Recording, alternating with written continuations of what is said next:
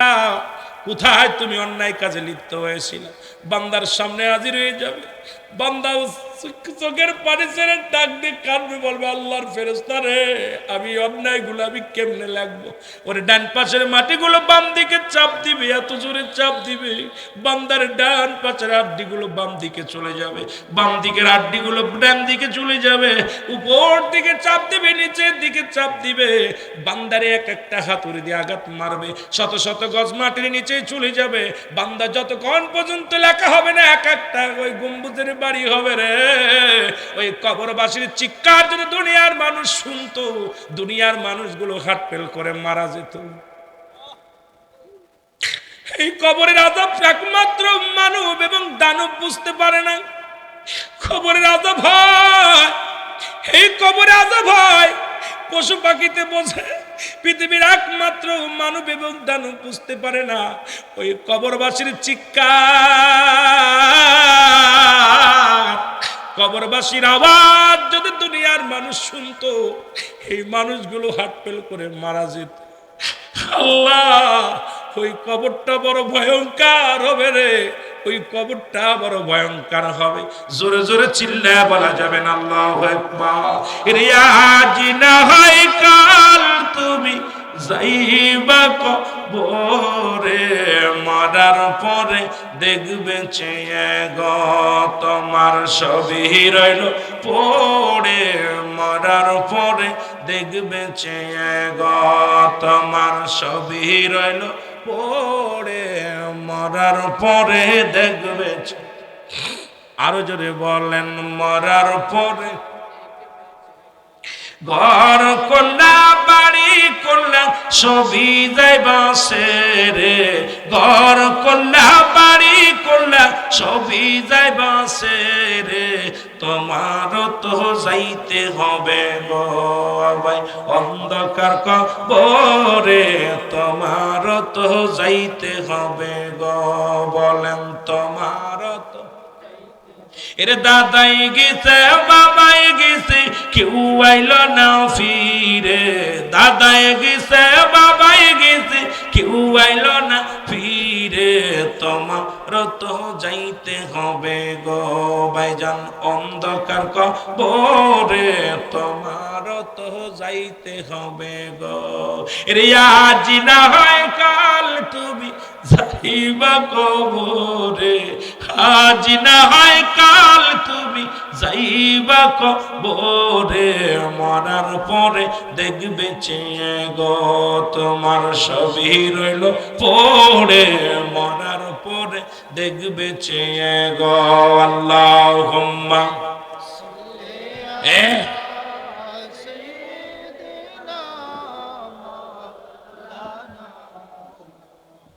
ও আলা আলি সাইয়্যিদিনা।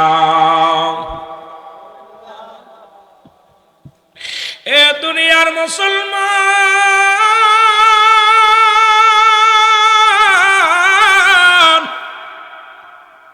এক একটা আঘাতে শত শত গজ মাটির নিচে চলে যাবে রে,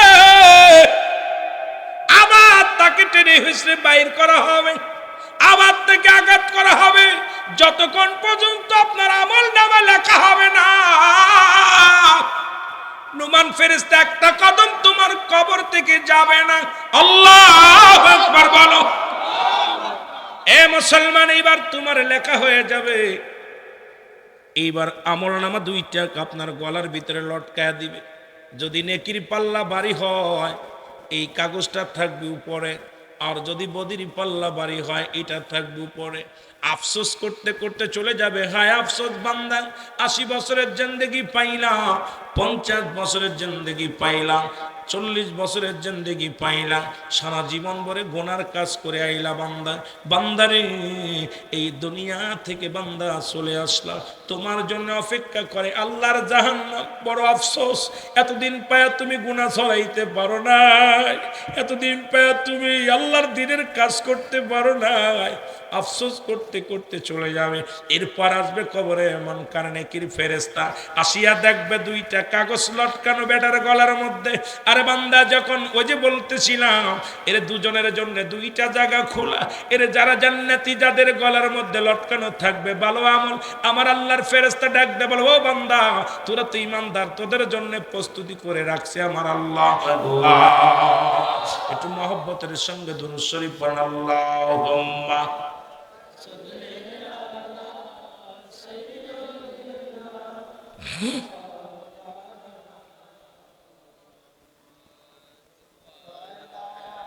একদিন মাটির ভিতরে হবে ঘর রে মন আমার, বন্ধ কেন দালান ঘর। বেটা গাইছে, কথাটা বাস্তব চিরন্তর সত্য। আর কুষ্টিয়ার লালন বলে, খাসার ভিতর অসীন পাখি কেমনে আসে যায়, কেমনে যায়। আহা, এ মুসলমান, একটা পাখি বাস করে, আর এই দুনিয়া থেকে বিদায় হয়ে যেতে হবে, থাকা যাবে না। জেরে বলেন ঠিক কিনা? আমার মুসলমান বাবারা শোনা নাও, গভীর মনোযোগ।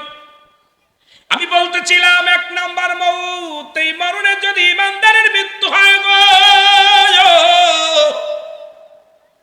বেঈমানদারের মৃত্যু আর ইমানদারের মৃত্যু রাত আর দিন পার্থক্য।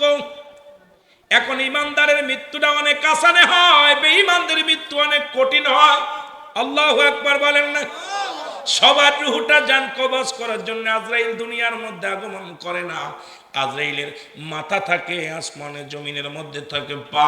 এত বড় দানব আজরাইল, পৃথিবীর সমস্ত পানিগুলো যদি তার মাথায় ঢেলে দেওয়া হয়, এক ফোঁটা পানি জমিনের ভিতরে পড়বে না। আমার দাদু ভাইয়ের এই আজরাইল সবার জীবনে আসবে, তবে ইমানদারের সাথে আজরাইল সরাসরি সাক্ষাৎ করবে। আর যারা জাহান্নামী, এদের কাছে আজরাইল আইতো না। উপর থেকে এমন একটা ধাক্কা, এমন একটা চিৎকার মারবে, এমন একটা আওয়াজ দিবে, এক আওয়াজে কলিজাটা ফেটে দুনিয়া থেকে মানুষ বিদায় হয়ে যাবে। আমার বাবারা শোনো, দিলের কান্ডা লাগায় শোনো, ইমানদারের জানটা হবে আসানে মৃত্যু। কেমন আসান হবে? আসান, মায়ের বুকে দুধ খাইতে খাইতে সন্তান যেমনি ঘুমায়া যায়, এইরকম ইমানদারের জানটা বাইর হবে। সেই যন্ত্রণাও থাকবে কিয়ামত পর্যন্ত, গায়ে যন্ত্রণা। আর কঠিন মৃত্যুটা কতদিন পর্যন্ত থাকবে? মুসলমান শুনে নাও, কঠিন মৃত্যুটা কত কঠিন থাকবে গো। এই জন্য আমি আপনাদেরকে বলে যাই, সবচাইতে মওত যেটা আসান মৃত্যু, এটার যন্ত্রণাও গায়ের মধ্যে থাকবে। তাহলে কঠিন মৃত্যুটা কত কঠিন হয়? যারা পায়খানা করে দেয়, যারা প্রস্রাব করে দেয়, যাদের জিহ্বা বাইর হয়ে যায়, যাদের একটা অঙ্গ বেঁকা হয়ে যায়, যারা দুনিয়ার মধ্যে অনেক কষ্ট করে মৃত্যু হয়, অনেকেই দেখবেন মরণের সময় কত না চিৎকার পরে রে, কত মরণের সময় কত না গাল দিয়ে বগলা ওঠে, জিহ্বা বাইর হয়ে যায়, ভাঙ্গাচোরা করে, কত কষ্ট করে রুহটা বাইর হয়। তাদের কত কষ্ট দেয় আমার আল্লাহ। আল্লাহ, ও আমার আল্লাহ, আমাদের মরণটা তুমি সহজ করে দিও, ইমানদারের মৃত্যুটা দিয়ে দিও। ওই কালেমা পড়তে পড়তে যেন মরতে পারি, লা ইলাহা ইল্লাল্লাহু মুহাম্মাদুর রাসূলুল্লাহ। জোরে জোরে চিল্লায় বলা যাবে না মারহাবা। আমার মরনা শিবে কখন কেউ তো জানি না, আমার মরনা এই আমি চলে যাব, আমায় তোমরা ভুইলা যাইও না। আমি চলে যাব, আমায় তোমরা না, আমার মরণ আসিবে কখন কেউ তো জানি না, আমার মরণ। টাকা পয়সা দালান কোটা যাহা করেছি, সব কিছু ফেলাইয়া যদি একাই চলেছি রে আমি, সব কিছু ফেলাইয়া যদি একাই চলেছি। আমি যাবার কালে ভেবে দেখি আমার কেহ নাই, আমি যাবার কালে নাই আমার মরণ আসিবে কখন কেউ তো জানি না আমার কুল্লু মান আলাইহা ফান সব শেষ করে দিবে কে আর একটু জোরে বলেন আল্লাহ বলে বান্দারে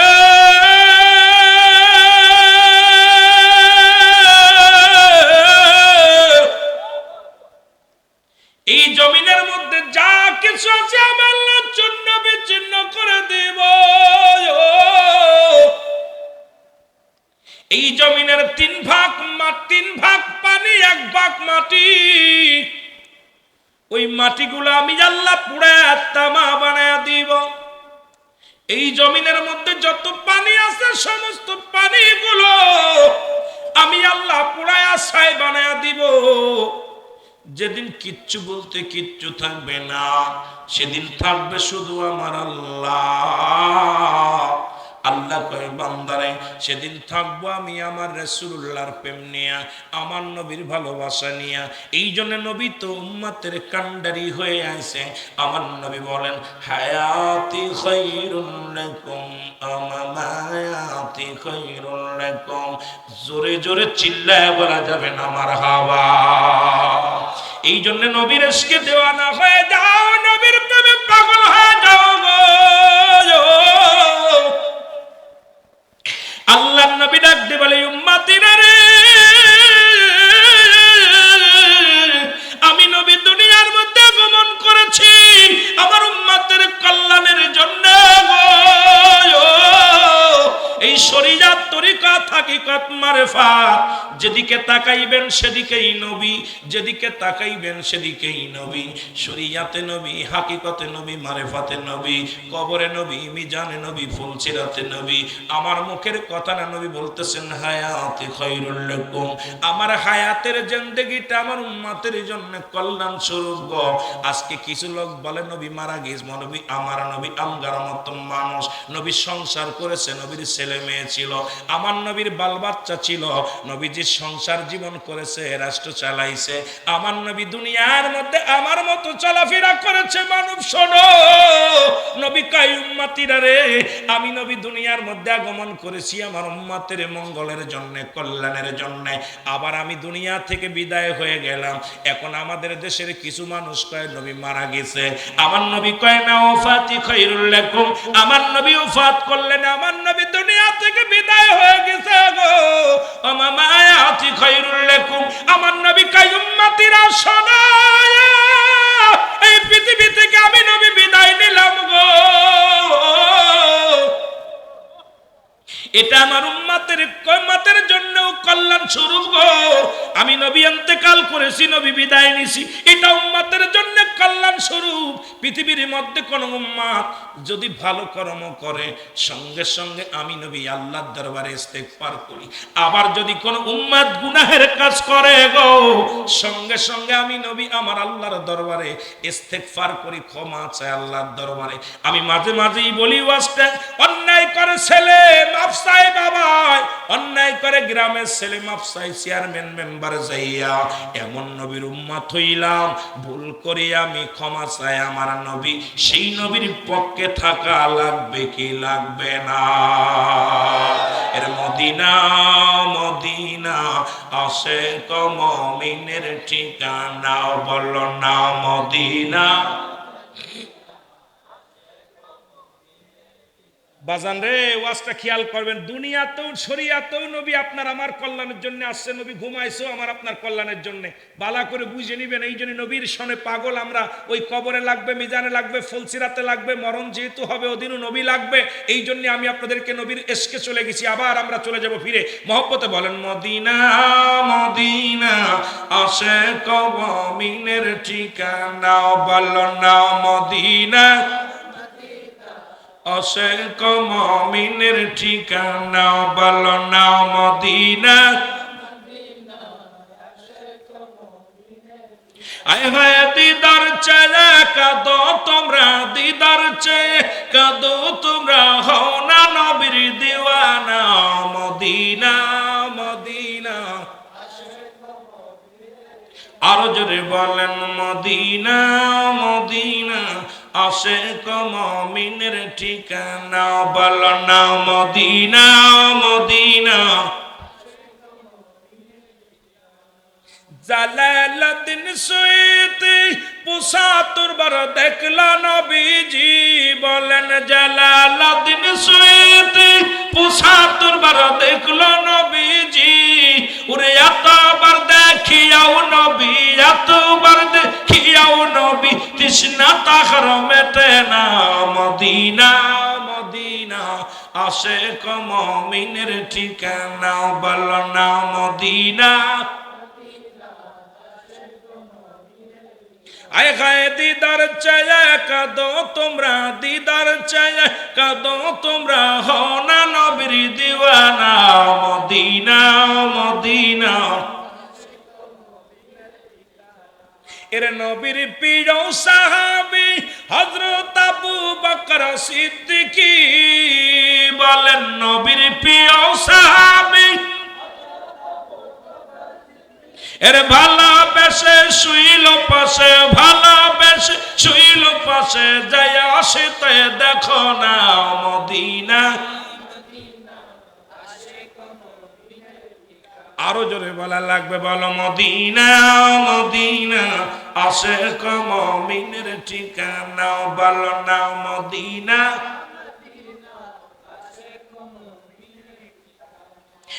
কালো হাফসে বেলাল ভালোবাসলো ওই নবীকে,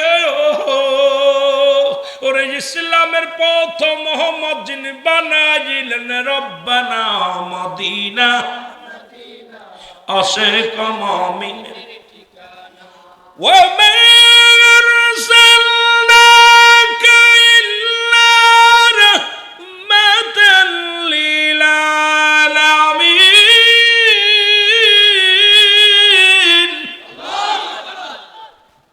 নবী গো, আপনি রাহমাতাল লিল আলামিন, আপনার ইশকে দেওয়ানা বানান, আপনার প্রেমিক বানান। আল্লাহ হলে রাব্বুল আলামিন, নবী হলে রাহমাতাল লিল আলামিন। এই নবীজির পক্ষে থাকতে চান কি চান? জোরে বলেন চান কি চান না? এই যে নবীর ইশকে কানলে চোখের পানি বিফলে যাবে না। এ মুসলমান গভীর মনোযোগ বলতেছিলাম, এই যেন নবীর ইশকে দিওয়ানা আমরা। কোথায়? হাসরের ময়দানে নবী, মিজানে নবী, পুলসিরাতে নবী, ইয়াউমাল কিয়ামতের ময়দানে নবী। এই নবী বলে গেলেন, দুইটা জিনিস যে ব্যক্তি হেফাজত করতে পারবে, আমি নবী তার হাত ধরে জান্নাতে নিয়ে যাব।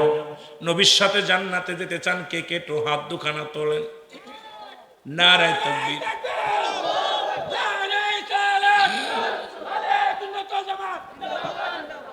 নবীজি বললেন, দুইটা জিনিস যে ব্যক্তি আমার কাছে জামিনদার রাখবে, আমার কাছে আমানত রাখবে, খেয়ানত করবে না।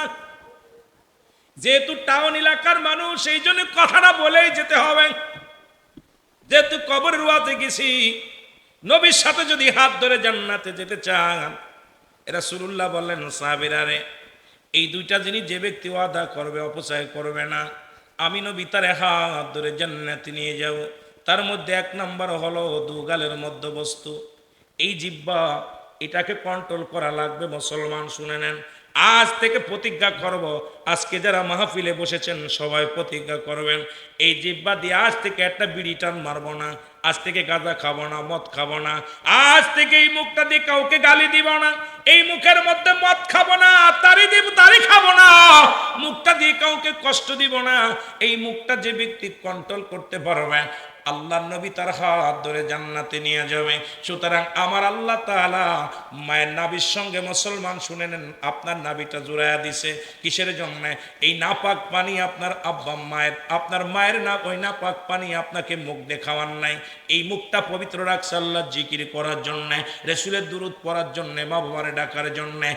মুসলমান, সেই মুখের মধ্যে আজ থেকে কে কে রাজি আছেন? আজ থেকে আর বিড়ির মধ্যে টান দিব না, গাজার মধ্যে টান দিব না, ইয়াবার মধ্যে টান দিব না, আজ থেকে মাদক সেবন করব না, মদ খাবো না, জুয়া খেলবো না। আজ থেকে আমরা, আজ কে কে প্রতিজ্ঞা করতে রাজি আছেন? ভাইজান, আজ থেকে আর হারাম জিনিস মুখের মধ্যে নিব না, এই মুখটা দিয়ে কাউকে কষ্ট দিব না। যে যে রাজি আছেন একটু হাত খানা তুলে আল্লাহরে দেখান, জোরে জোরে বলো আল্লাহু আকবার। এই মুখটা পবিত্র রাখা লাগবে কি লাগবে না? নবীর সাথে যদি জান্নাতে যেতে চান এই মুখটা পবিত্র রাখা লাগবে। ও মুসলমান শুনে নাও, রাসূল বলছে দুই নাম্বার হলো দু পায়ের মধ্যে বস্তু যেটা লজ্জাস্থান, পুরুষ লিঙ্গ স্ত্রী লিঙ্গ, এই দুইটা জিনিস একমাত্র স্বামী ব্যতীত স্ত্রী ব্যতীত কেউ অপচয় করবে না। ভালো করে শুনে নেন বাবা, আমি একটু কথাগুলো বলে যাই একদম ক্লিয়ার ভাবে, একদম বাংলা ভাষায় আমি আপনাদেরকে বুঝাইয়া দিয়ে যাই, দিলের কান্ডা লাগানো শোনো।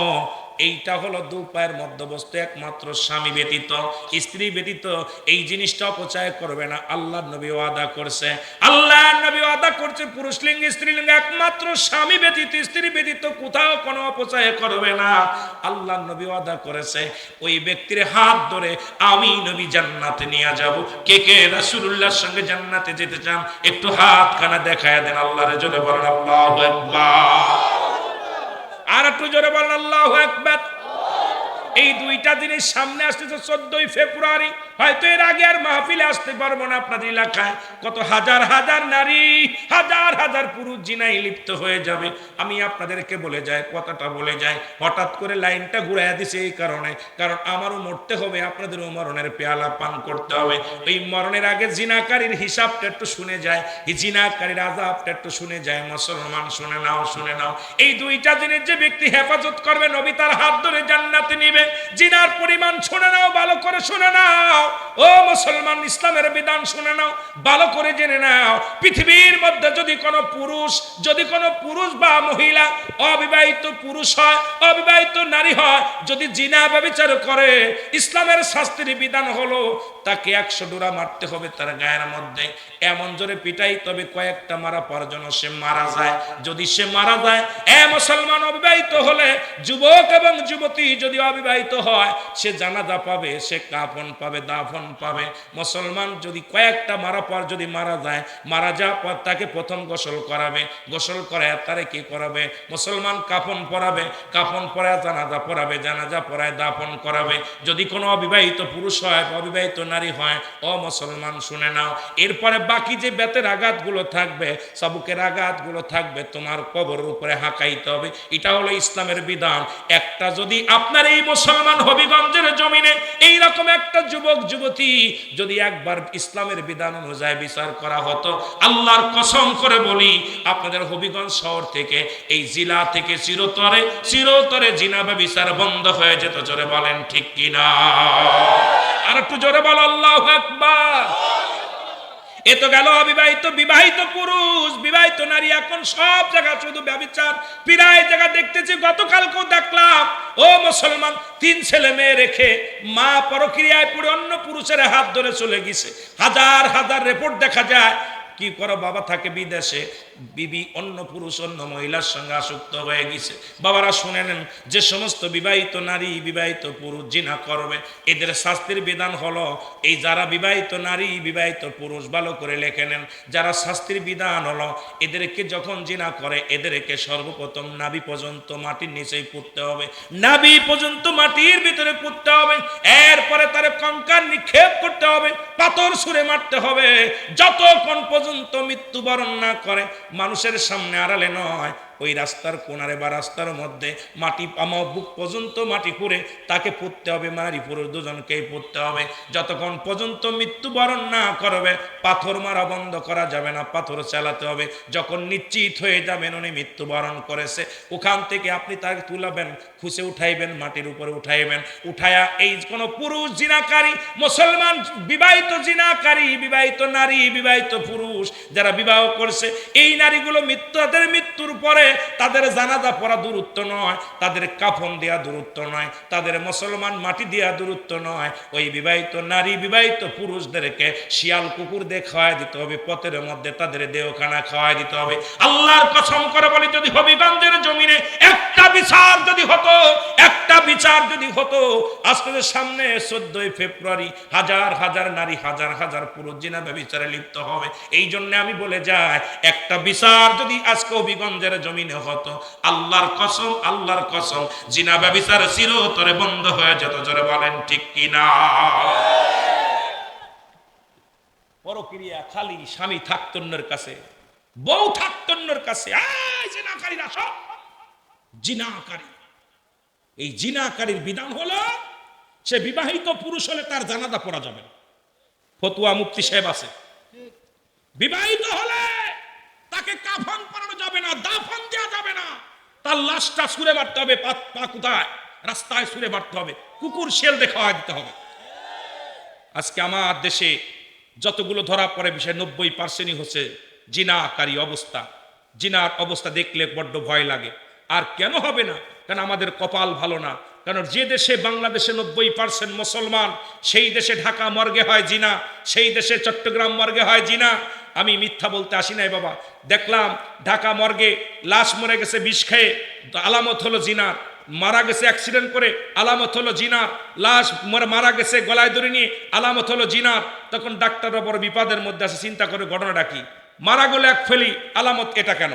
তখন ডোমকে যখন রিমান্ডে দিল, ডোম বলল যতগুলো লাশ, যত মেয়েদের লাশ কাটি, তখন আগে যখন ওই টেবিলের পর উঠায় কাটতে যায়, আগে তাকে উলঙ্গ করে আগে জিনা করে নি, তার সঙ্গে রেপ করার পর তারপরে লাশটা কাটি। তা যে আমরা কথা হলো, এইটা যদি শ্রীলঙ্কা হতে মেনে নিতাম, ভারতে হলে মেনে নিতাম, আমেরিকা হলে মেনে নিতাম, যে দেশে 90% মুসলমানের রক্তক্ষরণ হয়, সেই দেশের মধ্যে মর্গে মরা মানুষের সঙ্গে জিনা হয়, সেই দেশে আল্লাহর গজব এখনো আসে নাই। আপনি মরার ওয়াজ করা পরও কেবল চোখে পানি আসে না, মানুষকে কবরে শোয়ানো পরও সেলফি তোলে, মানুষ মারা গেলে সেলফি তোলে। কারণটা কি? কারণ হলো আমাদের অন্তরে মরণের ভয় নাই, কবরের ভয় নাই, জাহান্নামের ভয় নাই। জোরে জোরে চিল্লায় বলেন ঠিক কিনা? আমি কি মিথ্যা কথা?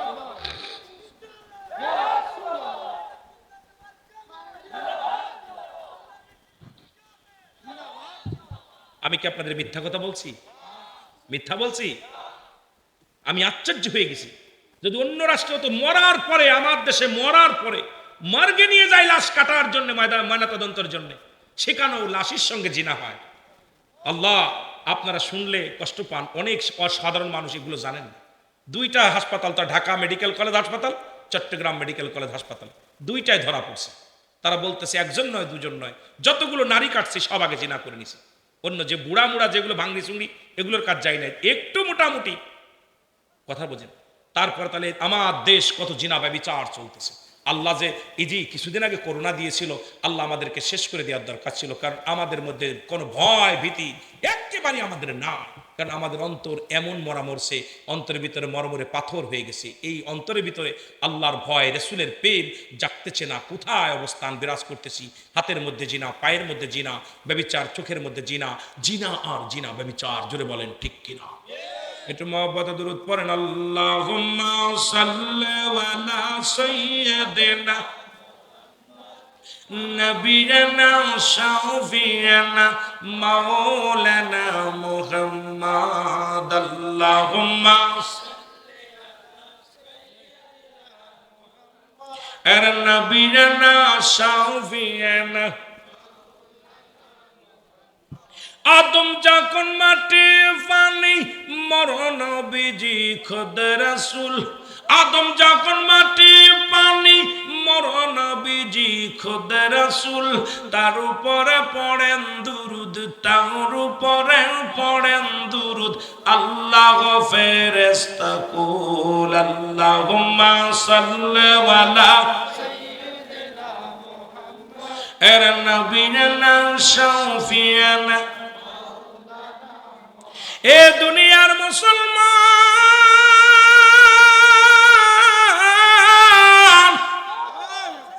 আমি বলতেছিলাম 1 নম্বর বিপদ হলো মরণ, 2 নম্বর বিপদ হলো কবর।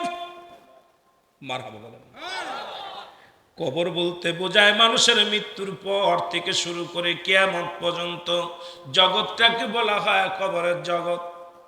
ঠিক কিনা? আগুনে পুড়াইলে মনে করেন আর বুঝি আমার আল্লাহ বানাইতে পারবো না। পানিতে ডুবে মারা গেলে মনে করেন আল্লাহ বুঝি আর বানাইতে পারবো না।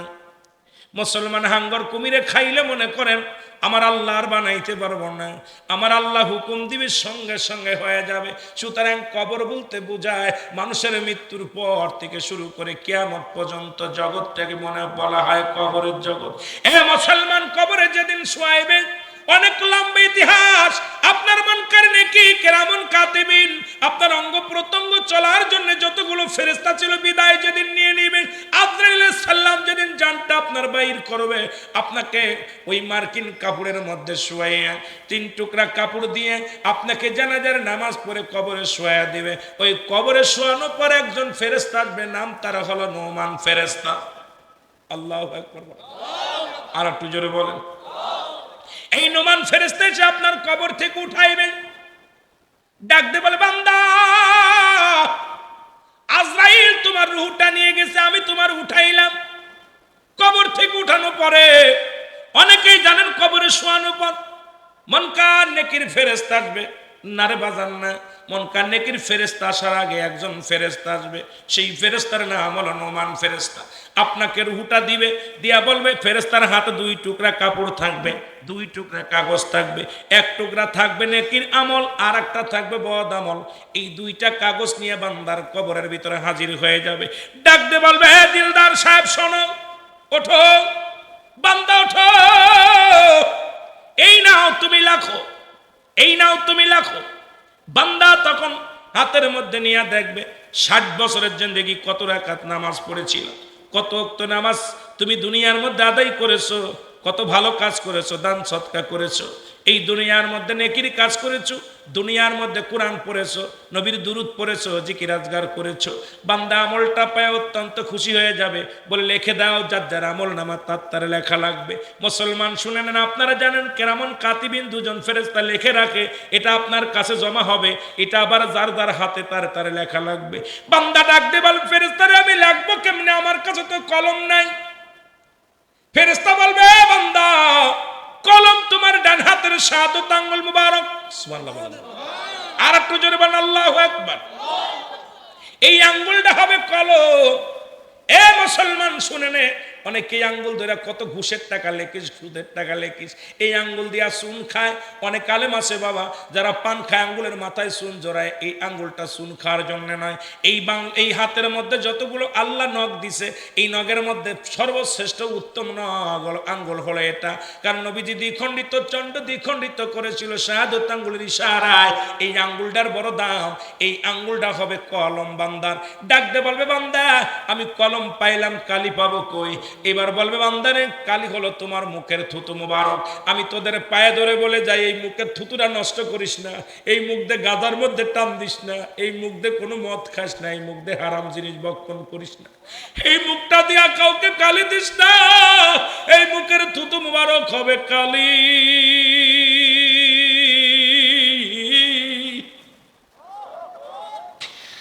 আল্লাহ, এই মুখের থুতু মুবারক হবে কালি। বলবে, বান্দা মুখের থুতু মুবারক হলো কালি। বলবে, আমি কলম পাইলাম, কালি পাইলাম, খাতা পাবো কই, কাগজ পাবো কই? কাগজ হলো বান্দা 3 টুকরা সাদা কাপড় মুড়াইয়া দিবে, ওই প্রথম কাপড়ের কাপড়টা টান দিয়ে খুলে নিবে, টান দিয়ে খুলিয়া নিয়া বল, বান্দা লেখো। ওই কাপড়ের কাপড় হবে তোমার কাগজ। বান্দা সেকেন্ডের মধ্যে, মিনিটের মধ্যে কম্পিউটারের মতো লেখা হয়ে যাবে। এবার হাত থেকে ওই কাগজটা ছিনিয়ে নিবে, নিয়ে টান দিয়ে বলবে, বান্দা এই নাও আর 1 টুকরা কাগজ।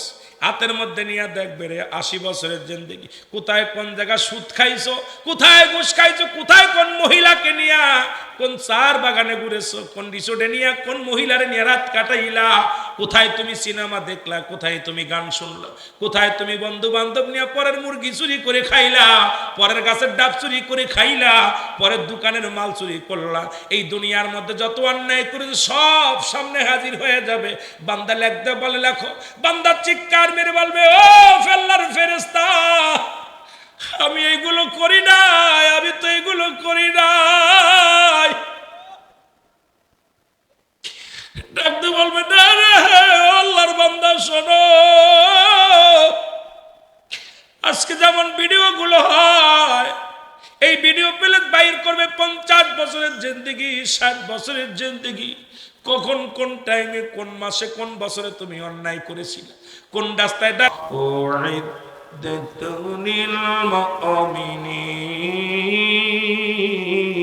তোরা মুমিন, তোরা মুত্তাকিন, তোদের জন্য প্রস্তুতি করে রাখছে আমার আল্লাহ 8টা জান্নাত। ওই 8টা জান্নাতের দরজা খুলে দেয়া হবে, কিয়ামত পর্যন্ত জান্নাতের নিয়ামতগুলো ভোগ করবে, জান্নাতের বাতাসগুলো বইতে থাকবে, কিয়ামত পর্যন্ত জান্নাত থেকে নিয়ামতগুলো আসবে, জান্নাতি সুযোগ সুবিধা সব পাবে। যেমন আমার দেশের চাকরিজীবী ভাইয়েরা পেনশন পাওয়া পরও তাদের জন্য সুযোগ সুবিধা থাকে, তদ্রূপ জান্নাতি যাদের সার্টিফিকেট হয়ে যাবে, ওই কিয়ামত পর্যন্ত 8টা জান্নাত থেকে সুগিরান, ওই সুন্দর খাবার, নিয়ামত, রহমত সবকিছু জান্নাত থেকে আসা শুরু হবে। মুসলমান শুনে থাকেন, ওই জান্নাতের ভিতরে কবরে শুয়ে থাকবে, জান্নাতের ঘিরান, জান্নাতের নিয়ামত ভোগ করবে। আর জাহান্নামীদের জন্য বলবো, ও জাহান্নামীরা, তোদের জন্য প্রস্তুতি করে রাখছে আমার আল্লাহ। একটা নয় দুটি নয়, একটা নয় দুটি নয়, শুনে নাও, মুসলমান ডেকে দিচ্ছে তোদের জন্য 7টা জাহান্নাম। ওই 7টা জাহান্নামের দরজা খুলে দেয়া হবে, আগুনগুলো আসবে, সাপগুলো আসবে, বিশ্বগুলো আসবে। ওই কবরের ভিতরে ততক্ষণ পর্যন্ত, কিয়ামত পর্যন্ত থাকবি, ওই জাহান্নামের অগ্নিকাণ্ডের মধ্যে চলবি। আল্লাহ তো তোমাদের জন্য প্রস্তুতি করে রাখছে। আল্লাহ বলে,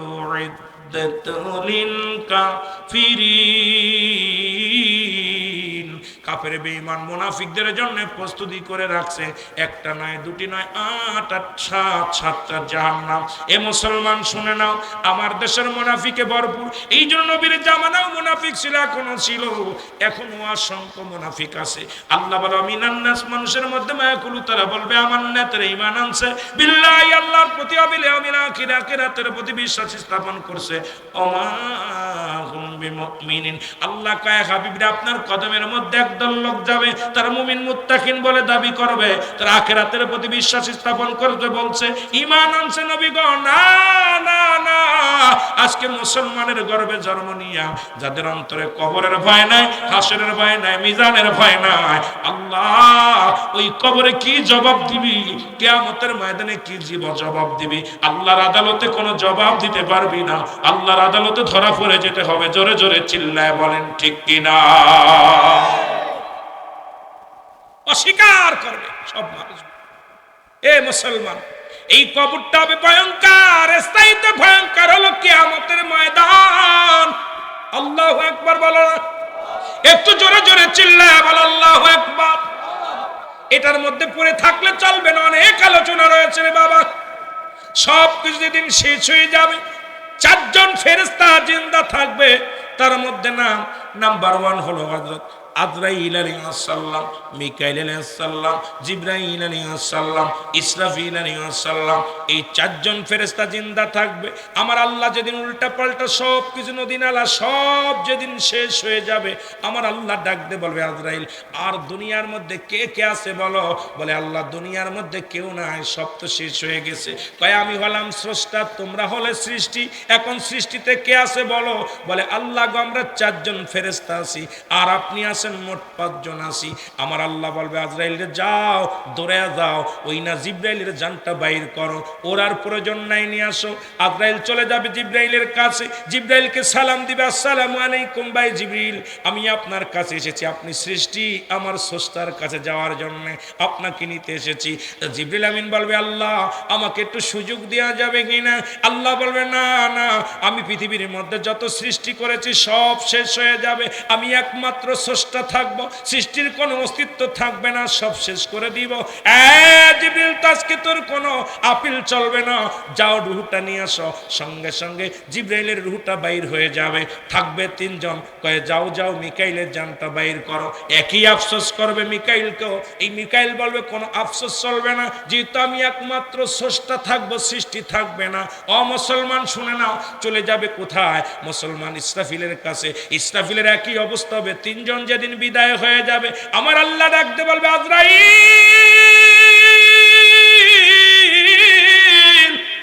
এখন বলো সৃষ্টির জগতে কে আছে? আল্লাহু আকবার বলেন। আজরাইল বলল, আল্লাহ, আমি তো উত্তর দক্ষিণ পূর্ব পশ্চিম সব দিকে তাকাই না, কেউ তো দেখি না। এখন আরো আছে, সুবহানাল্লাহ বলেন। আল্লাহ কে আরো আছে? কয়, কে আছে? কয়, আজরাইল তুমি নিজে। আল্লাহু আকবার বলেন না। আজরাইল কয়, আল্লাহ কয় আরো আছে। আজরাইল কয়, আল্লাহ কেডা? এটা কয়, আরো আছে, সেটা কে? তুমি। আল্লাহু আকবার বলেন না। আল্লাহ আজরাইল তোমাকে আমি বলেছি সৃষ্টি থাকবে না, স্রষ্টা থাকবে। আমি হলাম স্রষ্টা, তোমরা হলে সৃষ্টি, সুতরাং তা তুমিও চলে আসতে হবে। আজরাইল কাল্লা আমার রুটা দেয়া লাগবে, কয় হ। এবার কেমনে দিব, কয়ে তোমার মুখের মধ্যে হাতটা ঢুকায়া দাও। আদর সাল্লাম নিজের মুখের মধ্যে হাতটা ঢুকায়া দিয়া যখন রুটাকে ধরবে, চিৎকার মেরে আজরাইল কানবে, এত জোরে একটা চিৎকার মারবে আজরাইল। মুসলমান এই জামানার মধ্যে যদি মারত, এই মানুষগুলোর আর জান কবাজের জন্য আশা লাগতো না, সব করে হাত ফেল করেই মারা যেত। এত জোরে একটা চিৎকার মারবে আজরাইল, বলবে আল্লাহ মানুষের রূহ কত বাইর করলাম, আল্লাহ এত কষ্ট আমি জানি না, আল্লাহ আজ নিজের রুহটা বাইর করতে যে অনুভব করতে পারি, মৃত্যু কত কঠিন রে, মরণ কত কঠিন, মরণের কথা মানুষ, মরণের কথা মানুষ স্মরণ করলা না, আজরাইলা শিলে পারে রক্ষা পাবি না, বলেন আজরাইলা শিলে পারে রক্ষা। আজরাইল কানবে, অনেক অনুনয় বিনয় করবে, কোনো অনুবিনয় চলবে না, আল্লাহ আমাকে একটু ক্ষমা করা যায় না, আমি তো পারছি না। এই রুটা ধরার সঙ্গে সঙ্গে আজরাইল চিৎকার মারবে, আল্লাহ আমি আর পারছি না। কয় কোনো আফিল চলবে না, কারণ আমি তো নিজেই বলেছি স্রষ্টা থাকবে, সৃষ্টি থাকবে না, দাও রুহুটা দাও। আল্লাহ পাক চাইবেন, সঙ্গে সঙ্গে রুহুটা টান দে ছিঁড়ে আমার মৌলার দরবারে দিবে। দেওয়ার সঙ্গে সঙ্গেই আমার ভাইয়েরা, বন্ধুরা, পৃথিবীর যত মানুষগুলো যা ছিল সব কিছু গজে উঠবে। এই পৃথিবীর মধ্যে শুরু হেসে দিন আল্লাহ হবে কাজী, এই দিন আল্লাহ হবে কাজী, আর বিচারকের কাঠগড়ায় আল্লাহ দাঁড়িয়ে যাবে। সমস্ত মানুষগুলো ইয়া সালিম, ইয়া সালিম, আমাকে নিরাপত্তা দাও, ইয়া লাদ্রি, কিচ্ছু জানি না, আল্লাহ ইয়া সালিমটা আওয়াজটা আমাকে একটু শান্তি দাও, শান্তি দাও, শান্তি দাও। চলে যাবে মানুষ দৌড়াইয়া, এই দৌড়াইতে দৌড়াইতে চলে যাবে বাবা আদম আলাইহিস সালামের কাছে। আদম নবী বলবে তোমরা দৌড়াও কেন, পেরেশানিত কেন, চলে যাও, চলে যাও কার কাছে, হযরত ইদ্রিস আলাইহিস সালামের কাছে। ইদ্রিস বলে তোমরা এত দৌড়াও কেন, পেরেশানিত কেন, আমাদের দয়া করো। কয় আমি নয়, চলে যাও কোথায়, হযরত ইব্রাহিমের কাছে। ইব্রাহিম নবী কয় তোমরা দৌড়াও কেন, কয় আমরা এসেছি বিপদের জন্য, আমাকে একটু দয়া করো। ইব্রাহিম নবী করে না আমি নয়, চলে যাও হযরত মূসা আলাইহিস সালামের কাছে। মূসা নবী বলে এ মুসলমান শোনো, তোমরা দৌড়াও কেন, কয় আমরা দৌড়াইতেছি বিপদের জন্য, আমাদের একটু দয়া করো। বলবে আমি নয়, চলে যাও উম্মতের কান্ডারি রাহমাতের নবী রাহমাতাল লিল আলামিনের কাছে। জোরে বলুন মারহাবা। আল্লাহ নবীর কাছে যে আল্লাহ নবী বলে আয় উম্মাতিরা, আমি নবী উম্মাতের মায়ায় কান্দি, আয় নবী। আমার নবীজি আরশের ময়দানে 3টা সিজদায় পড়বে, হাসরের ময়দানে 3টা সিজদা দিবে। প্রথম সিজদার মধ্যে যখন যাবে আল্লাহ বলবেন হাবিব আপনি সিজদার মধ্যে পড়ে গেলেন, আপনি এত সিজদার মধ্যে পড়ে আসেন কি চান, আপনাকে তো প্রতিটা নবীকে আমি এক একটা পার্সোনাল নিয়ামত দান করেছি, আপনাকে সব তো ডাকেছিলাম যেদিন মিরাজের রাত্রে, আপনাকে যেদিন ডেকে নিয়েছিলাম ওই রজব মাসে, আপনার সঙ্গে যেদিন দিদার করেছিলাম, কোনো পর্দা ছিল না, কোনো দুজন পাশাপাশি বসে যখন আলাপ করেছিলাম, আপনাকে নামাজ দিয়েছিলাম, আপনাকে রোজা দিয়েছিলাম, আপনাকে হজ দিয়েছিলাম, আপনাকে জাকাত দিয়েছিলাম, আপনাকে শরিয়াত দিয়েছিলাম, আপনাকে তরিকাত দিয়েছিলাম, আপনাকে রিসালাত দিয়েছিলাম, আপনাকে সব কিছু সেদিন দান করেছিলাম। সেদিন পর্দা ছিল না, আপনাকে বলেছিলাম হাবিব আপনি আজকে চান কি চান, সেদিন তো আপনি কিচ্ছু চান নাই। সেদিনও বলেছিলেন ইয়া রব্বি হাবলি উম্মতি, ইয়া রব্বি হাবলি উম্মতি, সেদিনও চেয়েছিলেন আপনি উম্মতি। আজ কি চান? আমার নবী বলে আজও আমি কান্দি, ইয়া রব্বি হাবলি উম্মতি, আজও কান্দি আমি উম্মতের জন্য। জোরে বলেন মারহাবা। আল্লাহ বলবেন হাবিব মাথা তোলেন, আপনি তাকায় দেখেন পূর্ব পশ্চিম উত্তর দক্ষিণ যত দূর পর্যন্ত আপনার দৃষ্টি শক্তি যায় তত দূর পর্যন্ত আপনি তাকায় দেখেন। রহমতের নবী উঠে দাঁড়াইবে, দাঁড়াইয়া পূর্ব থেকে পশ্চিম পর্যন্ত তাকাইবে, যত দূর পর্যন্ত দৃষ্টি শক্তি যাবে আমার আল্লাহ তাআলা সমস্ত উম্মাতদেরকে নাজাত দিয়া জান্নাতের মধ্যে ঢুকায়া দিবে। জোরে জোরে চিল্লায় বলেন মারহাবা। আবার নবী সিজদার মধ্যে পড়ে যাবে, আমার আল্লাহ বলবেন হাবিব আবার আপনি সিজদায় পড়লেন, আমার আল্লাহ বলবেন আপনাকে আবার একই নিয়ম দিলাম। নবীজি আবার এই একটা এরকম দৃষ্টি শক্তি দিবে, সমস্ত মানুষগুলো নাজাতের মধ্যে চলে যাবে। আবার নবী সিজদার মধ্যে পড়ে যাবে, যখন তিনটা সিজদা দিবে প্রায় মানুষগুলো অধিকাংশ মানুষই জান্নাতি হয়ে যাবে, একমাত্র কিঞ্চিত পরিমাণ ইমানদার যারা এরা ওই ছাউনির ভিতর আসবে না, তখন এরাও কানবে ইয়া সালিম নিরাপত্তা দাও। আমার নবীজি বলবেন আল্লাহ আর একটা সুযোগ দাও। সেই সুযোগটা হলো আমার উম্মতের কান্না, উম্মতের করুণ দৃশ্য আমি নবী সইতে পারি না, উম্মতের চোখের পানি আমি নবী কান্দি উম্মতের মায়া, কারণ দুনিয়াতে পাঠাইছে আমাকে উম্মতের কান্ডারি করে, দুনিয়া থেকে আনছো আমাকে উম্মতের কান্ডারি করে, আজকে একটু সুযোগ দাও। আমার নবী আমার আল্লাহ বলবেন হাবিব সেই সুযোগটা আপনাকে দিলাম, আজ যারা আপনাকে চিনবে আমি আল্লাহ তাদেরকেও ক্ষমা করে দিব। আমার নবী যে উম্মতের সামনে বলবেন হাজার রাসূল, আমি কি তোমাদের সেই নবী, আমি দাঁড়িয়েছি আজকে তোমার সেই হাবিবকে চিনতে পারো? যারা চিনবে আমার নবী বলে আয় আমি তোদেরকে নিয়ে জান্নাতে যাব। বাকিগুলো যারা থাকবে আমার আল্লাহ বলবে হাবিব আর নয়, কারণ তারা আপনাকে চেনে নাই, বাকিগুলোকে জাহান্নামে ছুঁড়ে মারা হবে, জাহান্নাম পালাইবে, জাহান্নামে 70,000 রশি লাগানো থাকবে, এক একটা রশির মধ্যে 70,000 ফেরেশতা ধরে টানবে, জাহান্নাম পালাইবে। আল্লাহ বলবেন এ জাহান্নাম কোথায় যাও? জাহান্নাম বলবে আল্লাহ আমার ভিতরে তোমার বান্দিদেরকে দাও। আল্লাহ ওরা চিৎকার মেরে কান্দে, ওদের কান্না আমি সইতে পারি না, ওদের চিৎকার আমি সইতে পারি না, ওদের রাহাজারি আমি সইতে পারি না। জাহান্নাম মানুষের কান্না দেখে কানবে, আমার আল্লাহ বলবে জাহান্নাম পালায়ও না, তোমাকে বানাইছি আমি নাফরমান বান্দাদেরকে সাইজ করার জন্য, আজকে পালায়ও না। কারণ ওদেরকে সুযোগ দেওয়া হয়েছিল 50 বছর, 80 বছর, 90 বছর, 100 বছর, 200 বছর, 500 বছর, 1000 বছর তাদেরকে সুযোগ দিয়েছিলাম। আমি আল্লাহর সঙ্গে নাফরমানি করেছে, আমার হাবিবের সঙ্গে নাফরমানি করেছে, আজকে তুমি পালায়ও না, আমি তোমাকে বানাইছি শুধু নাফরমানি বান্দাদেরকে সাইজ করার জন্য। তখন জাহান্নাম কান্না থেমে যাবে, জাহান্নামের কান্না থেমে যাবে, কারণ যারা আল্লাহর সঙ্গে নাফরমানি করবে, যারা হাবিবের সঙ্গে নাফরমানি করবে, আর জাহান্নামের জবান খুলে বলবে আল্লাহ দেন আমার ভিতরে দেন। যারা আপনার সঙ্গে নাফরমানি করেছে, যারা আমার হাবিবের সঙ্গে নাফরমানি করেছে তাদেরকে আমার ভিতরে দেন, আমি গ্রাস করব। জোরে জোরে চিল্লায় বলো আল্লাহু আকবার, আরো জোরে বলেন। সুতরাং এই কিয়ামতের ময়দানটা ভয়ঙ্কর অবস্থা হবে, ভয়ঙ্কর অবস্থা। মুঠো হাত উপরে সূর্য উদয় হবে, মুঠো হাত উপরে সূর্য উদয় হবে, মাটিগুলো পুড়ে তামা হয়ে যাবে, জমিনের মাটিগুলো পুড়ে তামা হয়ে তামার জমির উপরে মানুষগুলো দৌড়াইবে, মানুষের মস্তিষ্কগুলো গলে গলে গলে গলে ঘাম পড়বে, মানুষ সাঁতার কাটবে, কেউ গলা পানির মধ্যে, কেউ হাঁটু পানির মধ্যে, কেউ গিরা পানির মধ্যে, কেউ বা কোনো পানি পাইবে না, আরামে চলে যাবে। জোরে বলেন মারহাবা, আরো জোরে বলেন। আরে দয়াল নবী তুমি গুণময়, পাপীদেরকে তারা ইতে গো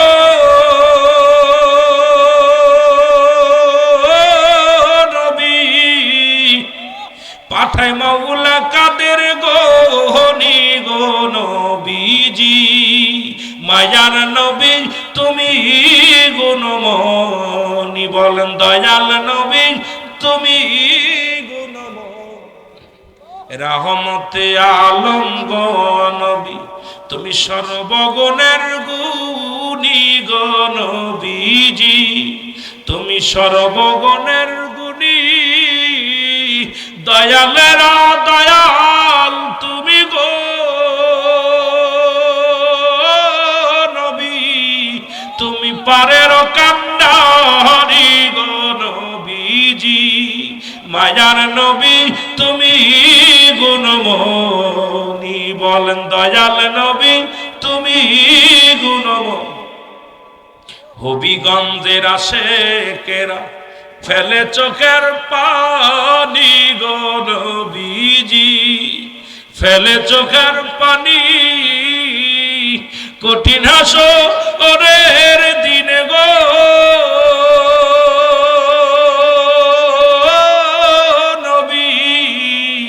আপনার দিদার জন পাইয়া আমি গো নবীজি, মায়ার নবী তুমি গুণময়, আমার সাথে বলেন মায়ার নবী তুমি গুণ। হবিগঞ্জের আশেক ভাই বোন ফেলে চোখের পানি গো নবীজি, ফেলে চোখের পানি, কঠিন দিনে মায়ার নবী গো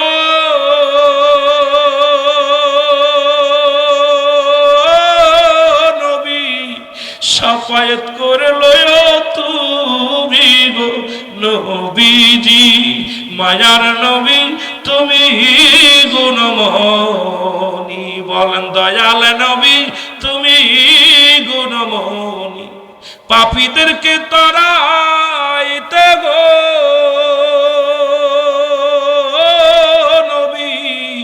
পাঠায় আল্লাহ কাদের গনি গো নবীজি মায়ার নবী তুমি গুণমোহন রহমতে আলম গো নবী আপনি সর্বগুণের গুণী গো নবীজি রহমতে আলম গো নবী আপনি সর্বগুণের গুণী এই পাপীদেরকে তারাইতে গো নবী পাঠায় আল্লাহ কাদের গনি গো নবীজি মায়ার নবী তুমি গুণমণি বলেন দয়াল নবী তুমি গুণমণি মারহাবা বলেন আর একটু জোরে বলেন মারহাবা পাপীদের জন্য কান্ডারি হলো রাহমাতাল লিল আলামিন বাবা সেই নবীর সঙ্গে আমরা জান্নাতে যেতে চাই কি চাই না জোরে বলেন চাই কি চাই না এই সেই নবী লাগবে হাসরে নবী লাগবে মিজানে নবী লাগবে ফুলসিরাতে নবী লাগবে ইয়াউমাল কিয়ামতের ময়দানে নবী বিনে কোনো বান্ধব আরে বাবা 12টা পার হয়ে গেছে নবী বিনে কোনো বান্ধব নাই নবী বিনে কোনো দরদি নাই নবী বিনে কোনো উপায় নাই এই নবীজিকে চাই কি চাই না আরো জোরে বলেন চাই কি চাই না সুতরাং হাসরের ময়দানটা হবে ভয়াবহ অবস্থা একটার পর একটা বিপদ নাম্বার 1 মরণ নাম্বার 2 কবর